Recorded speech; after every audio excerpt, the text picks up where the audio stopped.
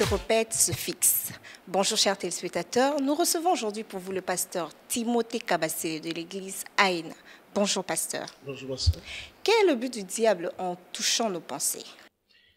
Son but en touchant nos pensées, déjà il faut dire qu'il touche toujours nos pensées. C'est son plus grand travail et c'est le travail le plus facile. Et son but, c'est de nous faire pécher, de nous amener à pécher, soit au niveau des pensées, soit aller au-delà. La pensée et puis l'acte. L'acte, il faut dire que l'action, les paroles sont des pensées criantes. Sont des pensées criantes et la pensée elle-même, elle est, lorsqu'on se limite au niveau des pensées, péchés, ce sont des actions et des paroles silencieuses.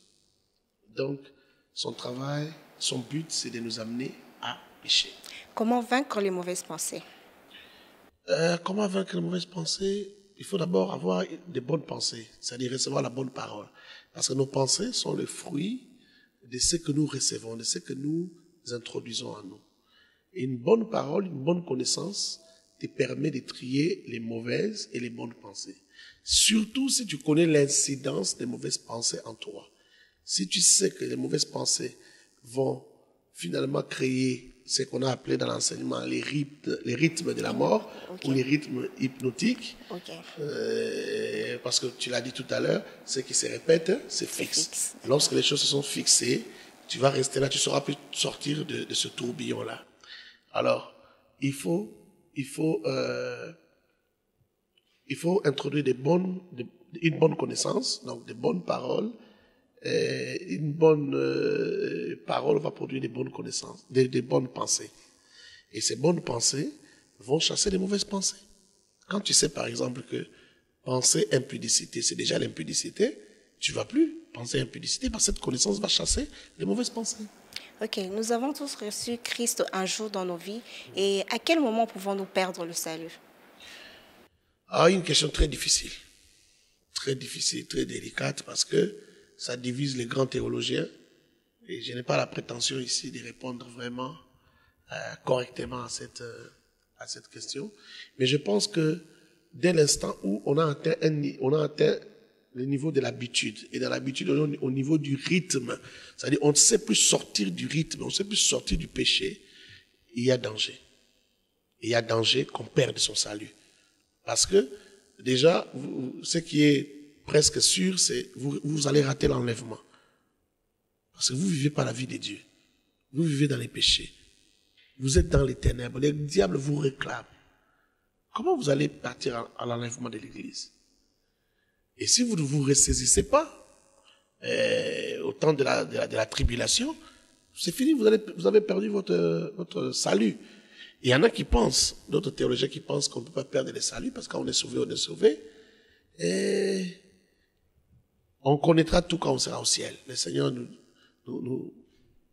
je crois que ça sera automatique, hein, on ne va pas nous le dire, mais on le saura. Lorsqu'on sera dans la présence du Seigneur, on saura si c'était possible de perdre le salut ou pas. Mais Paul dit quelque chose, il dit, je ne veux pas qu'après vous avoir enseigné, que moi-même je me perds.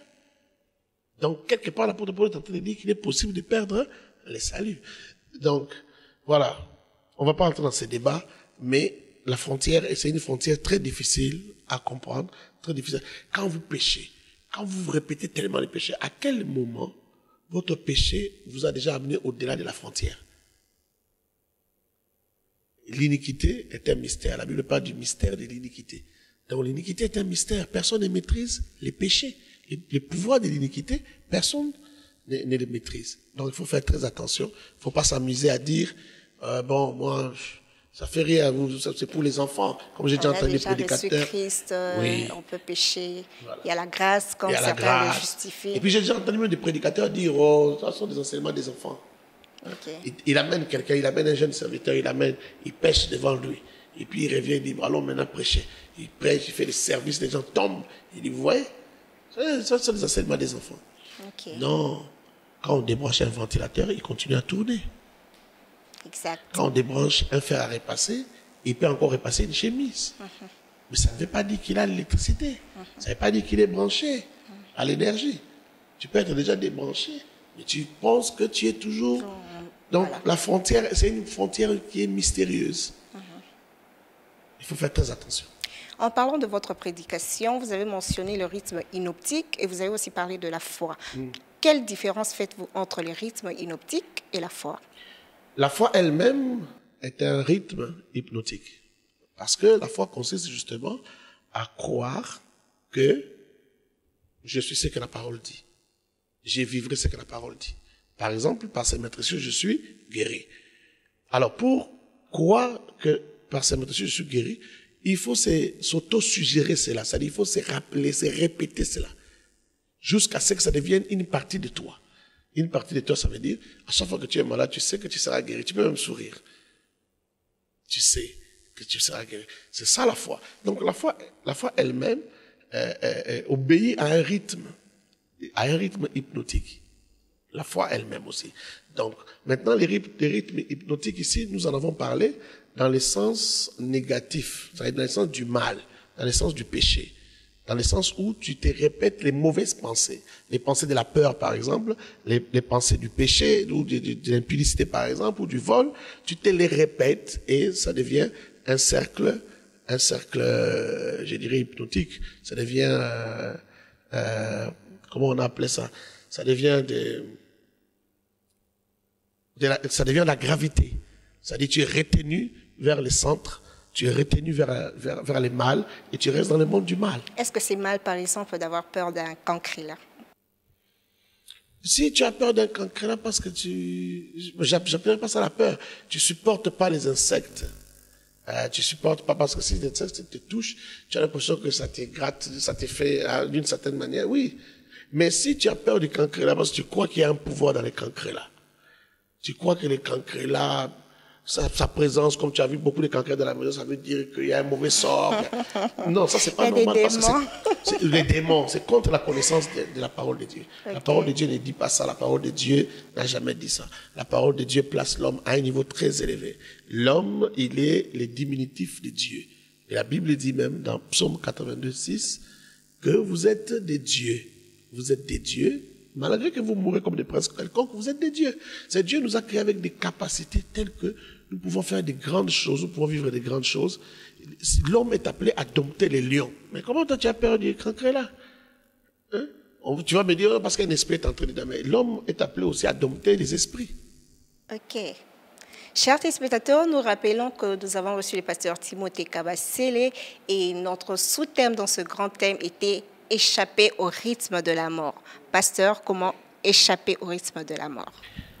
Pour échapper au rythme de la mort, il faut élever son esprit au-dessus de la chair, au-dessus de l'âme.